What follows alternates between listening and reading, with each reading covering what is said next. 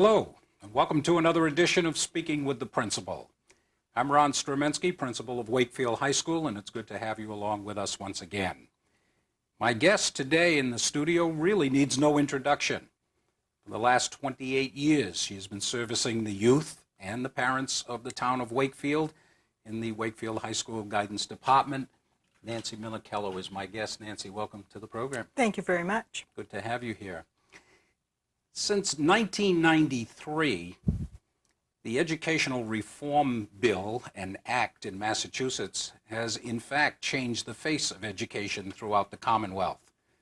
Prior to 1993, the only laws governing our education, at least at the high school level, said every high school student shall take and pass United States history and shall take physical education. Now the picture has changed. It surely would take us hours and hours to talk about every facet of the Educational Reform Act, and we don't intend to try to do that in a 15-minute span. What we do want to talk about today is the assessment portion, the testing portion required under the Educational Reform Bill. Nancy Minichiello, as Director of Guidance, is instrumental in that area, and hopefully by the end of this program, you'll have a better feel for it. Part of the Educational Reform Bill leading to assessment, however, is the identification of certain general principles and what is called frameworks in the various core subject areas. You've probably read about those in the press, and you realize that the state has just about completed the task of identifying what young people in the Commonwealth should know when they graduate from high school. The next step is to test whether or not the schools are delivering, whether or not, in fact, the young people are taking those skills away. That is the assessment piece of the Educational Reform Bill. This year, if you had a sophomore at Wakefield High School, they spent several hours in testing, and Nancy Minichiello had a good deal to do with that.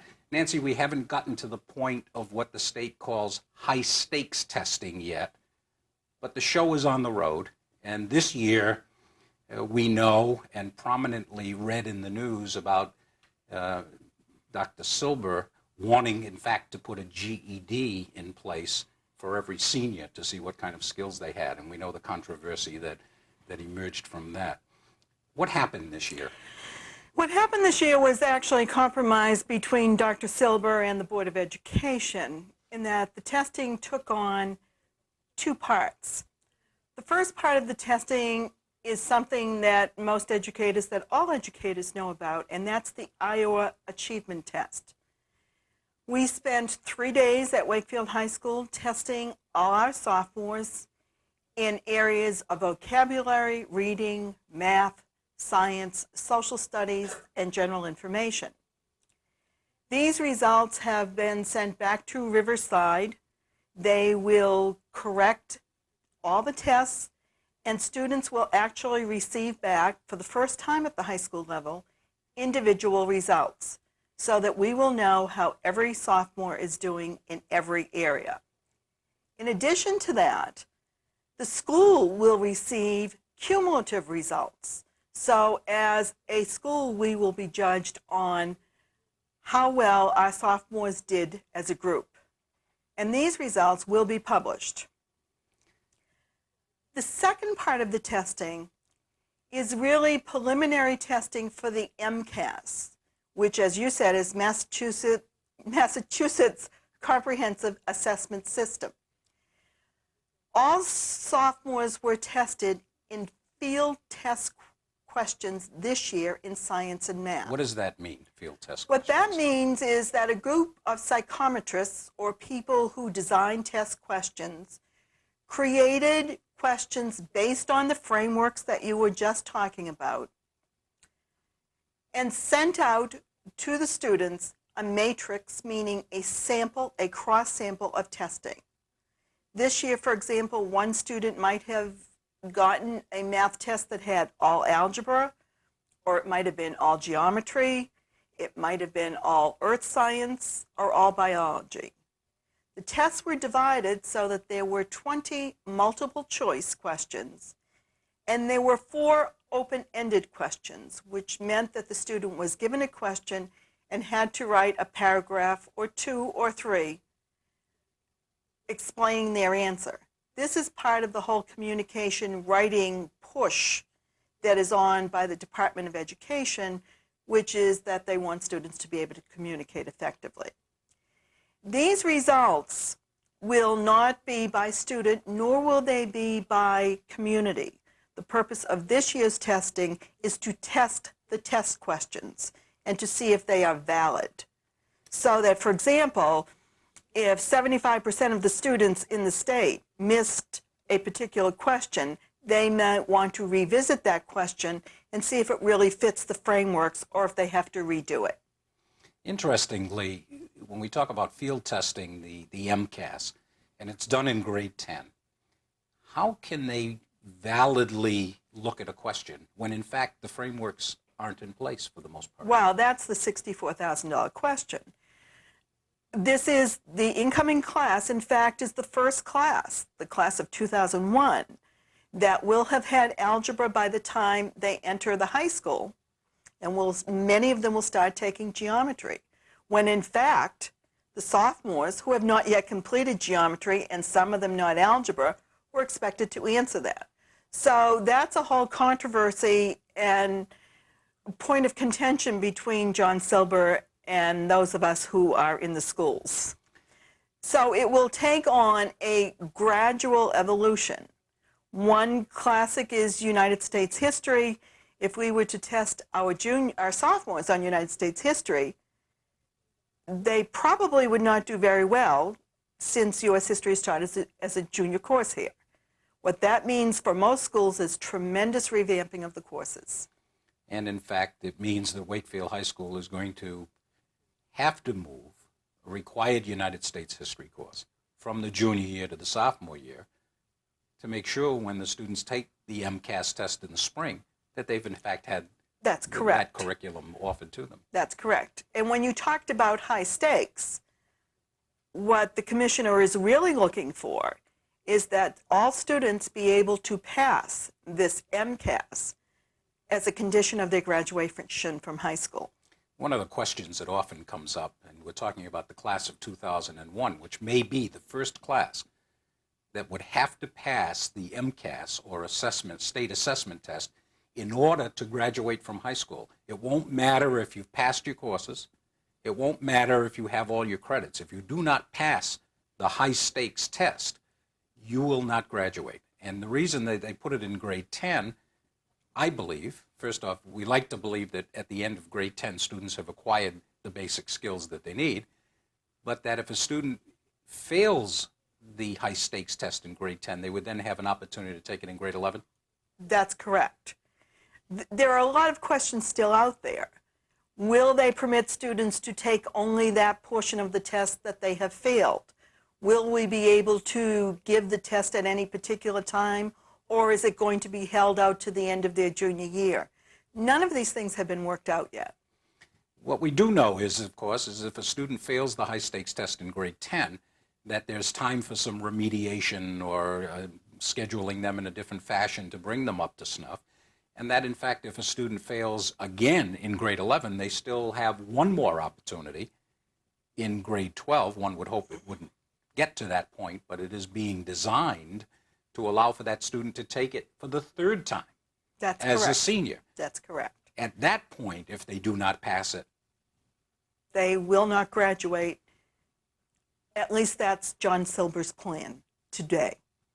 And that, in fact, is the plan that went into the drafting of the law, although many regulations, of course, are written under laws. Let me take you back, if we can, for a moment to the Iowas that you described. The parents and guardians of students in Wakefield, I think, are pretty familiar with the Iowas, are they not? From Yes, they are. Sub-high school testing? The students had Iowa testing right up through the 8th grade. And then that kind of achievement testing traditionally stops, not only in Wakefield, but in most schools. Will there be an opportunity then for us to look back to our sophomores when they were in middle school and measure some progress that way? Is that Yes, as a matter of fact, one of the things that we now have in our possession are the results of this class when they were in the 8th grade, taking those, so we will be able to compare. What happens with the Iowas? What use will your department, our faculty, have for the results of the Iowa test? I think one of the uses is certainly to evaluate a student's language, reading, and vocabulary skills. So if a student is struggling in a world language, in a social studies, in any class that requires reading and interpretation, we will at least be able to go back to those test scores and say, this is because the student really needs help in language skills, or this student, on the basis of the achievement test, can seemingly do the work. And so the decision of which way to go in terms of helping the student will be made a lot easier. Now, you mentioned parents will also then get results of these Parents grade will 10 get- tests. yes, How they will will. they receive those? The results will be sent to the high school. We will design a letter and close the grid that parents are very used to seeing. It will be reported in terms of grade equivalent and percentile. So, for example, if a student were to place in the local percentile of 78, that would mean that they did better than 78 out of every 100 students that took the test. So it has a utilization for our instruction Yes. also then along the way. And it also will help departments to look at whatever weaknesses are generic to the entire class. If an entire class is not doing well on equations, then that would be a real tip-off for us to go back and to reteach that portion of algebra as an illustration. The whole discussion really centers on one word through the Educational Reform Act, and that is accountability of the schools to be delivering what the public expects of schools. And that one of the things that is truly a part of the Educational Reform Act, that once the MCAS testing, the high-stakes testing takes place, if too many students are unable to pass this test, there is a possibility that schools could be subject to state takeover. That's correct. I don't know truly what's going to happen. It is also a political issue. If too many students are unable to pass the test and politicians receive a great deal of pressure from their constituents who are saying, I want my child to graduate, you may see an even second revamping. For example, there are some states that have a general diploma and an academic diploma, so that students who truly would have a very difficult time are not penalized for all their work. In fact, they are talking about some kinds of alternate certificates. That's correct. Certificates of mastery, for example, that may be developed in place of a high school diploma down the road. Do you see that as a backing off? I see it as a backing off. I also see it as a positive move. There are some students who would struggle their whole life and not be able to manage some of the higher order thinking skills. That does not mean they have not worked. That does not mean they have not given their best. Nor does it mean they won't be successful in life. And so to penalize that student, I think, is a pretty strong measure. It's also a public statement that a student hasn't made it, and that's a pretty tough thing for anyone to live with now for the rest of their life. When should parents expect to get the results of the Iowa test? We have been told that we will have the results back by the second week of June from Riverside. That's what we've been told. However, this particular company is processing the results for, I believe there are 360 school districts within the state of Massachusetts. Every sophomore in Massachusetts, that's a pretty tall order. So somewhere before July 4th? I would hope so. Okay, we're out of time. Nancy Minichello has been my guest. Thank you. I hope that those of you watching have a little better picture of the MCAS, or the assessment system under educational reform. And of course, if you ever have any questions, we invite you to call the guidance office at Wakefield High School, or call me, Ron Strumensky, principal of the high school. We'll be happy to help you with any questions you have. On behalf of Ms. Minichello, I'm Ron Strumensky. Thanks for tuning in.